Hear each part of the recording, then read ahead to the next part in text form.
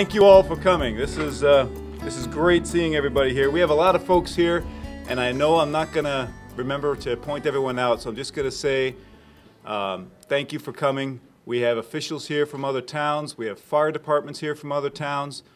We have the prior board members from Washington Township. We have representatives of FEMA, representatives of our various contractors and architects and engineering firms here to celebrate this with us.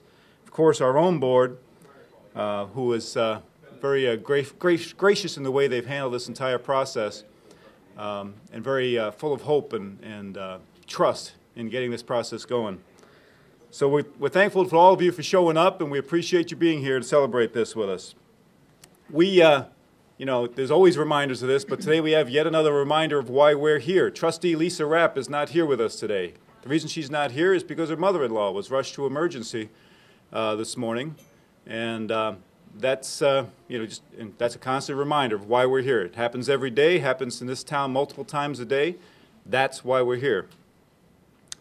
You know, during the spring, we all sat here with great hope and, let's face it, a lot of trepidation over the path ahead. We knew this was going to be tough. We knew it was going to put some strain on the budget, and we gulped a little bit. But today we're here with the satisfaction of a job well done by a great team of brass who ran this project with discipline. Despite many challenges, this team brought this project in $50,000 under budget and a month ahead of time, and that's something to be proud of. We can be proud of the fire brass for what they've done.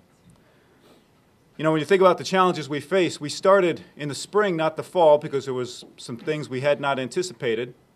And then starting in the spring, we got torrential downpours, if you remember, far more than usual. So we were dealing with a swamp when we started, and that caused an awful lot of challenges, operationally and financially. And we managed to work through that. The team, the fire brass, with a lot of help from our accountants, our fire station committee, and our contractors, figured out ways to overcome the problems and to get this thing done on time and under budget. So we're, again, very grateful for their efforts. It's a historic moment. You're standing or sitting in a place that's going to be here for 50 to 100 years, long after we're all gone, serving our children and our grandchildren, right?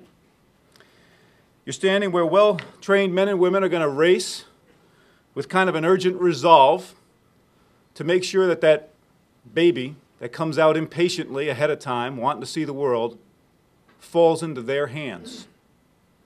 Those people whose hands that baby's going to fall into are going to originate from this structure.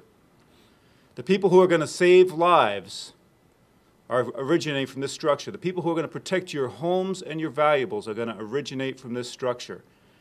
There really is no more valiant or wonderful thing that a government provides than fire and ambulance service. And we're very grateful that we had this opportunity to do this. It couldn't happen without a lot of things coming together. Prior boards and Chief Allward, who chose to save money for the land for this station. The real estate market, of course, cooperated, and contractor costs came down. That helped us a ton. But our fire unions worked with us on cost structure to free funds, and that was not easy for them, but they did. Our board made the leap of faith in allowing us to pursue this in difficult times. And let me tell you, a lot of boards wouldn't have made that decision politically, but our board chose to do the right thing and not choose to follow politics, because they knew this was about 50 years from now, not today. Assistant Chief John Clark worked tirelessly under the direction of Chief Dave Paterick and pulled this off, and his leadership and strain and stress caused this to happen. The efforts by our contractors, our fire brass, Clerk Brashears in her accounting department, who did all the bidding and all the struggling over costs. And of course, the fire station committee, who helped manage the costs and redirect when we needed to, and often we had to. We had to pull some rabbits out of our hats to make this happen. This happens because of the support of many public officials, Candace Miller, Don Brown, both of our senators to U.S. Congress, stood up in support of this. Of course, we have the support of our community, who overwhelmingly and consistently pass our fire millages and then trust us to do what's right with the money. And we're very grateful for that trust. And of course, you have the wisdom of FEMA and DHS, who are here today, and you're going to hear from them, They understand that just because times are tough, that doesn't diminish our responsibility to protect the health, safety, and welfare of Americans. And their foresight is what led to this money that helped us get this station built. We're grateful for everyone's contributions. And I'm going to shut up and sit down and let Elizabeth Harmon from the FEMA come up and say a few words.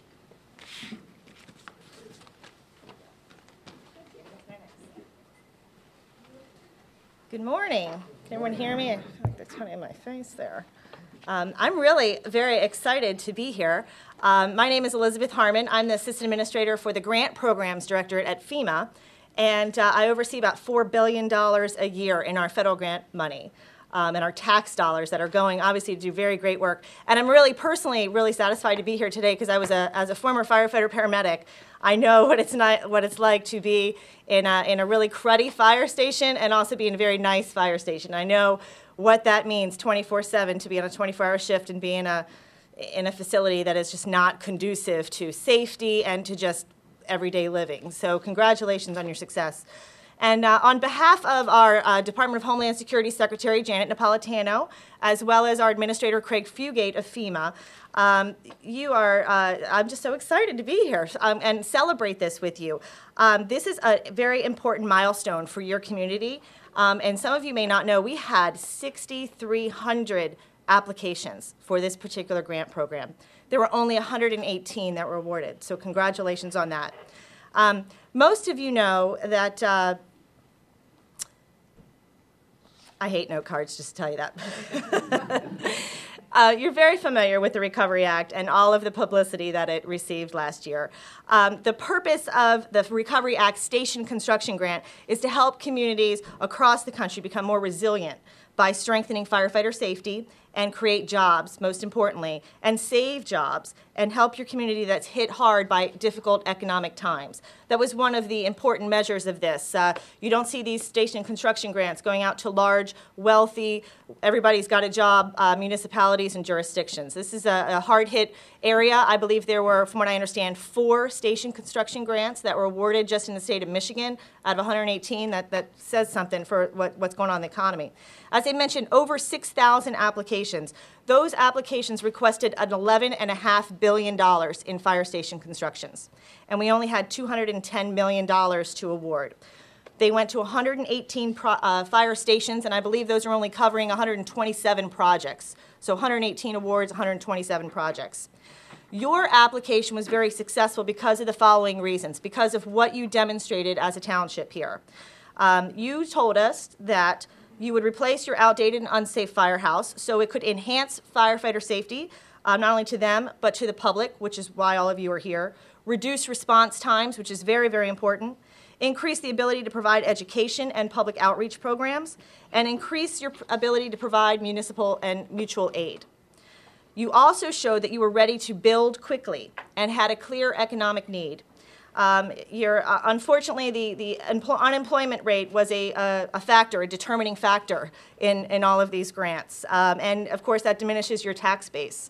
But all of you were able to pull together $1.5 million share in addition to the funds that you received from the federal government. And that's something to really be said about your area, the unemployment that you have, the hard times you're going through, and be able to prioritize what's really important and do the right thing for the right reason and contribute that money so that you have an even nicer station than you would have had you not have contributed that. All of us know that local firefighters play a critical role in disaster prevention. Of course, we don't see a lot of disasters up in this area, so that's really good for you. But your general everyday response, I'm really excited that this new station is going to improve the response and the lives of the people that live within this area.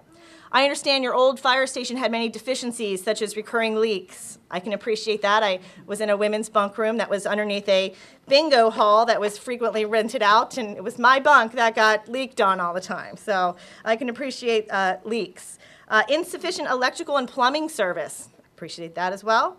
And a small bay size for all of your equipment, which if any of you have had the opportunity to ever drive a fire truck or sit behind one and try to squeeze it into a very skinny, tiny bay, it's a little difficult to do at times.